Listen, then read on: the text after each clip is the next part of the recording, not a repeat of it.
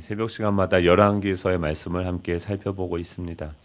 이 열왕기 상하의 시대적인 배경은 그 이스라엘의 역사상 가장 찬란했던 그 솔로몬 시대로부터 유다 왕국이 멸망하기까지 360년간의 통일 분열 왕국 시대를 이 배경으로 하고 있습니다. 이 솔로몬 시대에는 그 주변 고대 근동 국가들이 쇠약한 시기였어요. 주변에 특별하게 강력한 나라가 없던 그런 시대에 반대로 이 솔로몬 왕국이 가장 번성하기 시작하는 그런 시대였습니다. 나중에는 애굽왕 바로의 딸까지도 이 솔로몬이 정략 결혼을 하죠. 마치 예전에 양반과 또 그 집에 종이었던 가정이 있는데 그 양반의 딸이 종의 아들에게 시집을 가는 그 정도로 지금 이 솔로몬의 국력이 굉장히 힘이 있게 되어지는 그런 시대였습니다. 이 솔로몬 시대의 부흥의 비결은 사람을 그 적재적소에 배치할 수 있었다라는 것입니다. 이 가나안 땅은 농경사회, 농업을 중심으로 하는 사회였었는데 이 솔로몬은 그 안에서 기술력이 있는 것들은 외국인이라도 영입을 해서 자신의 것으로 배우는 그런 열린 마음의 소유자였죠. 그 재련 기술자를 페니키아에서 데려왔고 성전의 성구들을 이 두로의 히람에게 맡겼고 또 무역을 위해서 무역업이 이 솔로몬을 통해서 시작이 되어지기 시작하는데 무역을 하려면 배를 만들어야 되지 않습니까? 그래서 두로 사람들을 불러서 이 조선소에 일할 전문가들을 부르고 또 그런 산업들을 일으키게 되어지는 거죠. 농사가 주업이었던 이 가나안 땅에 산업혁명이 일어나기 시작한 것입니다.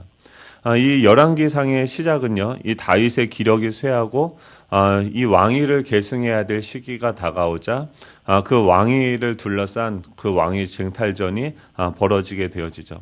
압살롬의 동생이었던 그 아도니아가 자신이 왕이 되고자 음모를 꾸미게 되어집니다. 그리고 이 음모에 요압 장군과 그 군사 대표와 또 아비아달이라는 제사장, 그 종교적인 대표가 이 아도니아의 그 쿠데타에 참여하게 되어집니다. 그리고 이제는 그 하나님의 말씀, 그 다윗의 언약대로 이 솔로몬이 왕위에 오르게 되고 그 당시 쿠데타에 가담했던 사람들을 처형하는 것으로서 새로운 왕국을 세우는 장면들이 등장하게 되어지죠. 오늘 26절, 27절 내용입니다. 우리 한번 같이 읽겠습니다. 시작. 왕이 제사장 아비아달에게 이르되 내 고향 아나돗으로 가라. 너는 마땅히 죽을 자 내 아버지 다윗 앞에서 주 여호와의 궤를 메었고 또 내 아버지가 모든 환난을 받을 때 너도 환난을 받았은즉 내가 오늘 너를 죽이지 아니하노라 하고 아비아달을 쫓아내어 여호와의 제사장 직분을 파면하니 여호와께서 실로에서 엘리의 집에 대하여 하신 말씀을 응하게 함이더라. 아멘. 솔로몬은 먼저 이 제사장 그 아비아달을 고향인 아나돗으로 추방하게 되어집니다. 그가 아도니아의 세력, 즉 쿠데타 세력들을 지지한 까닭이기 때문에 마땅히 죽어야 되는 거죠. 그 고대 근동 사회에서 지금은 그렇진 않지만 과거에 우리나라의 조선시대나 뭐 이럴 때도 보면은 뭔가 쿠데타를 일으켰던 사람들은 친족까지도 다 멸함을 받을 수밖에 없는 그런 죄였습니다. 마땅히 죽어야 될 자였습니다. 하지만 그는 기름 부음을 받은 제사장으로서 지금 이 아버지 다윗의 시대에 나름대로 중요한 역할을 수행했기 때문에 이 죽이지 않고 그 제사장의 직분만 파면해서 추방시키는 그 자신의 고향으로 쫓아내는 그런 일들을 이 솔로몬이 하게 되어집니다. 즉 이 솔로몬이 정적들을 제거하는 데 있어서 자신의 어떤 감정이나 자신의 방법보다도 하나님께서 기름 부으신 자를 존중하고 또 그가 행했던 어떤 그 일련의 사건들을 배려하는 방식으로서 긍휼을 가지고서 그 정적들을 제거하는 것으로 보여지고 있습니다. 이 아비아달은요, 아버지 그 다윗의 시대에는 다윗의 시대에는 아버지 그 야훼 하나님의 궤를 메었고 또 하나는 다윗과 함께 환난을 겪었던 아주 충신이었습니다. 그런데 그가 왜 나중에는 이 쿠데타 세력에 동조하게 되어졌고 분별력을 잃게 되어졌을까요? 이 다윗이 환난을 받았을 때 이 아비아달의 가정이 다 그 아비멜렉의 집으로 다윗이 압살롬의 반란을 피하여서 예루살렘을 등지고 도망할 때에 그 예루살렘에 남아서 목숨을 아끼지 않고 다윗에게 도움을 주었던 그런 존재였습니다. 그런데 이 아비아달은 마지막 때에 있어서 그런 분별력을 잃어버리게 되어지죠. 이 아비아달을 쫓아낸다라는 것은 뭘까요? 제가 어떤 식으로 이걸 적용할 수 있을까 고민을 해봤습니다. 이 아비아달은 그런 거죠. 이제는 자신의 예전에 경험했던 다윗을 왕으로 세워봤던 그 경험들이 있었고 또 다윗과 함께 이 종교적인 제2의 역할들을 감당하면서 수많은 축적된 경험들이 있는 거죠. 그걸 통해서 이 아비아달은 어떤 생각이 들었습니까? 지금 이 아도니아를 자신이 어떻게 하면은 왕으로 잘 세울 수 있을 것이다라는 생각에 빠지게 되어진 거죠. 무언가 자신의 경험을 의지해서 왕을 세울 수 있다, 무언가를 할 수 있을 것이다라고 생각했던 것이 이 아비아달인 거죠. 우리 안에는 그런 마음들이 있죠. 내 경험과 내가 어떤 사역들을 계속해서 반복해서 함으로써 축적된 어떤 경험과 나의 방법들이 생겨나게 되어지고 그것을 의지함으로써 우리 가운데 계신 하나님의 사역을 소외시켜버리는 그런 결과를 낳을 수 있다는 것이죠. 제가 지난주에 교육자들과 함께 그 CTCK 그 수련회를 갔습니다. 거기서 인상 깊었던 강의가 있었는데 그것은 무엇이냐면 정원을 만들지 말고 복음적 생태계가 일어나도록 하라라는 것이었습니다. 대부분 목회자들이 빠질 수 있는 위험이 무엇이냐면 교회를 기획하고 내년도 이제 어떤 저희들의 계획과 방향을 위해서 어떤 계획과 어떤 일들을 지금 해야 되지 않습니까? 그런데 빠질 수 있는 오류가 무엇이냐면 자꾸 정원을 만들려고 한다는 거죠.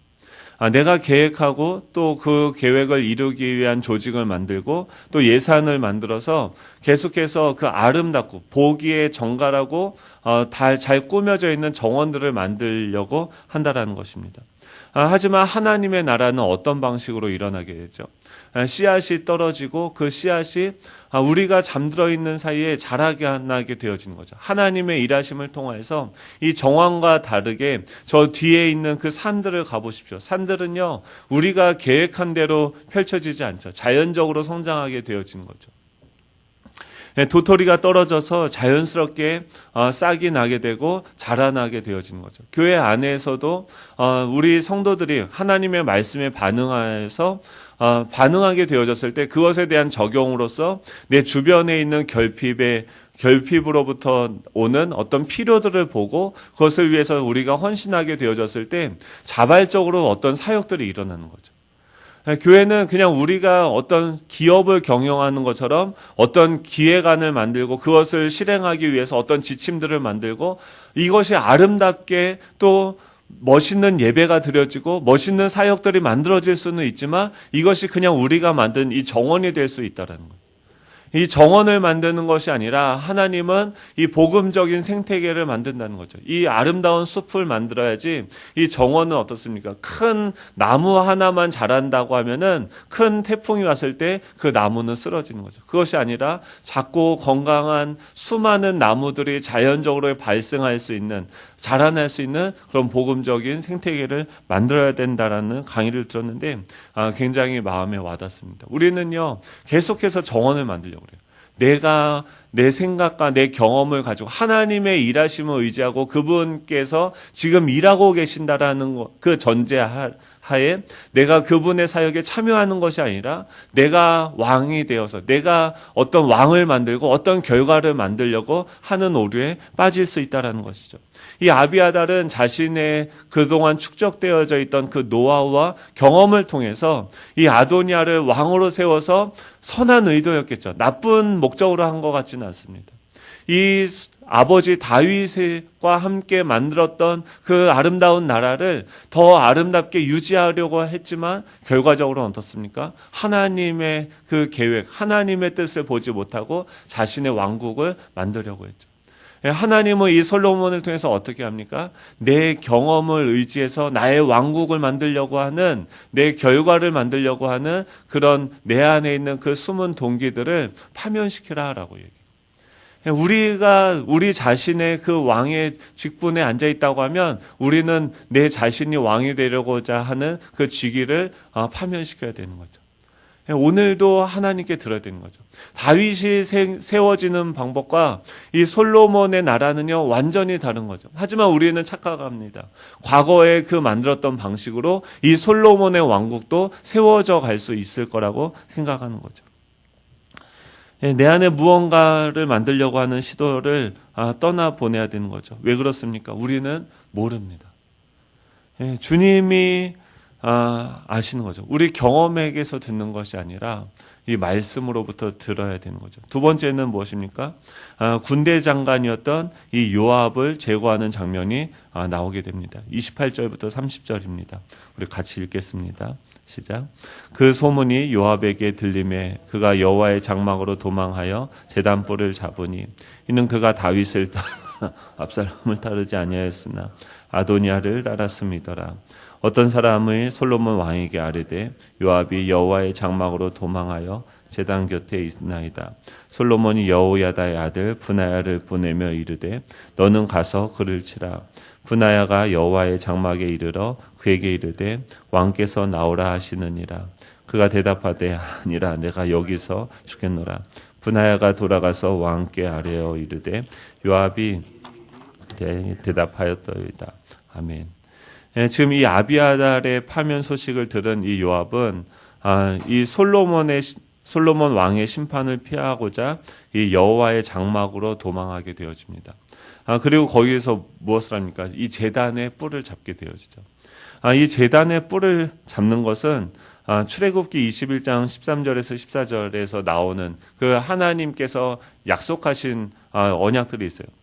사람이 만약에 고의가 아니라 실수로 누군가에게 피해를 주고 그를 죽이게 되어졌을 때 하나님께서는 그를 보호하시기 위해서 실수로 죄를 범했을 때 알지 못하고 죄를 범했을 때 그런 약자들을 보호하기 위해서 제단의 뿔을 잡으면은 그를 용서하고 그를 내버려두는 바로 심판하는 것을 유예시키는 그런 방식으로서 그를 보호하고자 하는 제도를 만들었죠. 근데 지금 이 요압이 왕의 심판을 지금 아비아달이 파면되었고 또 솔로몬 왕이 자기를 심판한다라고 그런 이야기를 들었을 때 어디로 갑니까? 지금 여호와의 장막으로 도망가게 되어지죠. 그리고 거기서 뭐라고 합니까? 내가 여기서 죽겠노라라고 이야기를 합니다. 즉 제단 안에서는 피를 흘릴 수 없기 때문에 지금 요압은 내가 여기서 이 제단불을 잡고 날 여기서 죽여라, 내가 여기서 죽겠다라고 얘기하지만 사실 죽으려고 하는 것입니까? 아니죠. 살려고 하는 거죠. 지금 이 요압은요 고의로 자신의 그 죽음이 심판이 오게 되어지는 것은 31절 32절에서 얘기하는데 자신의 어떤 목적을 위하여서 까닭 없이 그 공동체에 피를 흘리게 한 죄가 있는 거죠. 이 요압은요, 그 모르고 무지중에 한 것이 아니라 고의로 누군가를 해하게 되어졌습니다. 왜 그렇습니까? 그 사람이 자신의 마음에 들지 않았어요. 자신이 군대 장관에서 배제되고 다른 누군가가 세워진다라는 것이 용납되어지지 않았죠. 그래서 그는 고의로 그 공동체에 자신의 이익을 위해서, 자신의 그 입지를 위해서 피해를 가했던 사람이었습니다. 그런데 그 예전에 지었던 그 죄에 대한 그 심판의 결과가 오게 되어졌을 때 지금 이 요압은 어디로 숨습니까? 이 종교적인 행위 뒤로 숨게 되어지는 거죠.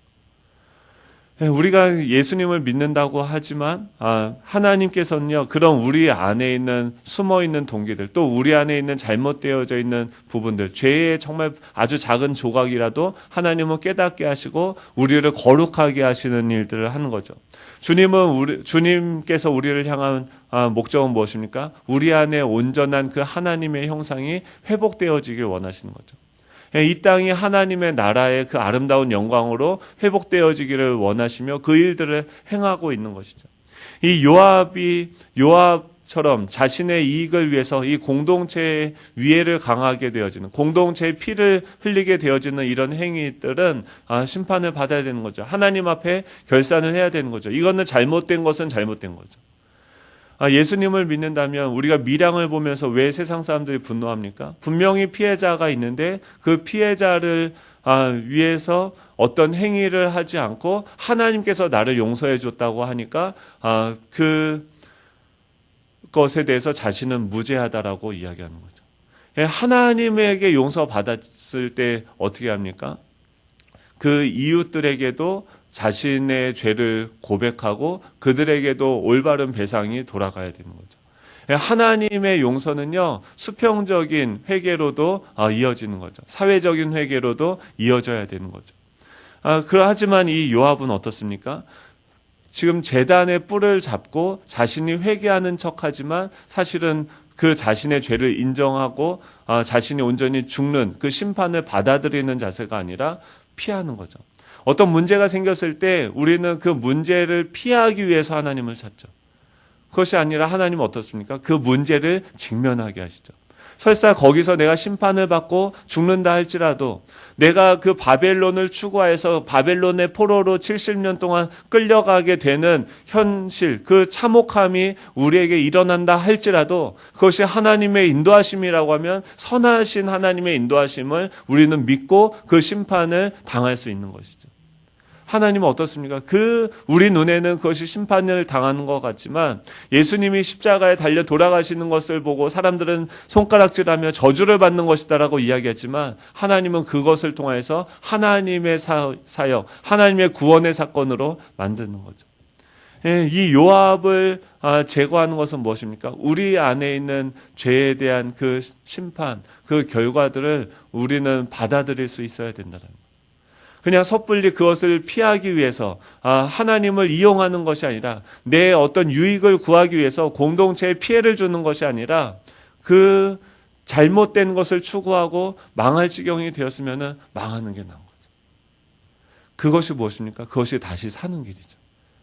도망가지 말라는 거예요. 종교적인 그 힘 뒤에, 종교적인 행위 뒤에 숨는 게 아니에요. 그냥 무조건 기도원으로 가면 안 돼요. 경찰서 가서 죄를 받아야 됩니다. 하나님은요, 무조건 우리를 성공하게 하고 부자가 되게 하는 것이 아니라 우리를 거룩하게 하시는 길로 인도하시는 거죠. 우리 교회를 향해서 세상이 이야기하죠. 너희들이 무엇을 잘못했다라고 계속 이야기하죠. 그것을 피하는 게 아니라 그냥 우리가 찬양하고 예배하면서 그 모든 소리들을 다 덮어버리는 것이 아니라 면밀하게 깨어서 우리 안에 무엇이 잘못되어졌는지 돌아봐야 되는 거죠. 그리고 그것을 정말 애통해 하면서 회개해야 되는 거죠. 그래야 어떻게 합니까? 그래야 사는 거예요.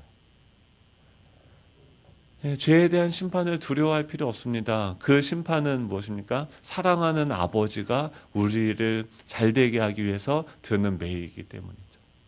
오늘 말씀을 정리합니다. 오늘 이 솔로몬은 왕위가 되었을 때 이 하나님의 뜻이 그 나라 가운데 온전히 이루어지기 위해서 가장 중요한 두 가지 요소, 종교적인 리더십과 또 군사적인 리더십을 교체하는 일을 하게 되어집니다. 이 아비아달은 어떻습니까? 내가 조종해서 내가 나라를 세워보겠다라고 하는 그런 마음들을 제거하라고 말씀하죠. 또 요압은 어디 있습니까? 이 종교적인 행위 뒤에 숨는 것이 아니라 공부를 하려면, 시험을 잘 보려면 어떻게 합니까? 그 시험을 잘 보기 위해서 공부를 해야 되는 거죠. 기도하는 게 아니라 책을 봐야 되는 거죠. 종교적인 행위 뒤에 숨는 것이 아니라 우리에게 맡겨진 그 책임을 감당함으로써 이 하나님의 아름다운 영광을 나타낼 수 있는 저와 여러분 되시면 좋겠습니다. 기도하겠습니다. 하나님 아버지 감사드립니다.